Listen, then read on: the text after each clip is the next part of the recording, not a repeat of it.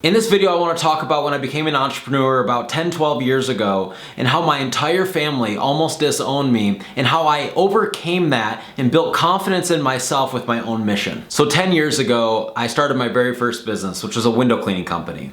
And I remember when I graduated high school, I was never a great student, and it wasn't because I was dumb, it was just I didn't apply myself in school because I was always fighting the battle of everything I was learning I felt like wasn't very relevant to what I was wanting to do in my life, or I couldn't understand how outdoor science or whatever the case was actually going to further me. Now, my entire family, my cousins, my aunts, my uncles, my mom, they all had good jobs and they all went to college and they all got A's and B's, and I was literally the only one out of the entire family that decided not to go to school, to college, and to start my own business right out of school. And so, as I'm sure you can see, growing up, going through high school, getting bad grades, every single family reunion, every Christmas party, every single time at Easter, the talk would be, Matt, you've got to do better in school. If you don't do good in school, you're going to turn out to be a failure. You're not going to amount to anything. And this was a lot of pressure because I had to, at a very young age, make the hard decision of whether or not I was going to follow my heart or if I was going to follow the opinions of everybody close to me. And so I made the hard decision to follow my gut and follow my heart, which was go out and do my thing regardless of what everybody else thought of me. And this funny thing happened. When I did this, it didn't get easier. In fact, at first it got a lot harder, to the point that I stopped going to Christmas parties. I stopped hanging out with them on Easter. I stopped doing all these things with my family because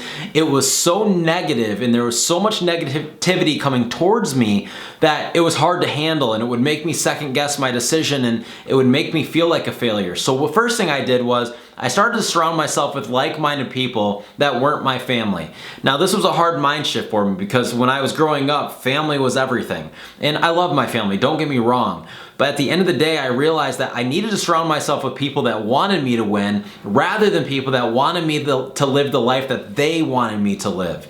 If you live the life that other people want you to live, you will never be fulfilled and never be happy. I don't care if you go start the business and it fails. The fact is that you tried, which is what you wanted to do, not what they wanted you to do. And so I would encourage you throughout your entire life, win or lose, failure or not, that you pursue the things that your heart desires, because at the end of our life, that is the only thing that matters and the only thing that we care about. Now, once my businesses started to grow and I went from 0 to 100K to 500K to now I've sold tens of millions of dollars over the last handful of years, my family's perspective has shifted. Oh, Matt, you're so lucky. I wish I had your schedule. We're so proud of you. People's perspective of you, once you start to win and become successful, will shift. And then they will go from hating on you to wanting to be you. But you have to remember that these people were never rooting for you to win in the first place. In fact, they wanted to see you lose because they wanted to be able to say, I told you so. And so at the end of the day, you have to block out the negativity. I don't care if it's coming from your own parents, your siblings, your best friend. At some point, if they are consistently negative and they are not rooting for you to win, those people must go. You must create a barrier between yourself and them. There must be some type of restrictions of access to you, and you must get a circle of people that are rooting for you to win and that are like-minded. I'm here to tell you, the strongest, mentally tough person in the world will never outfight negativity or a negative circle of people in their life.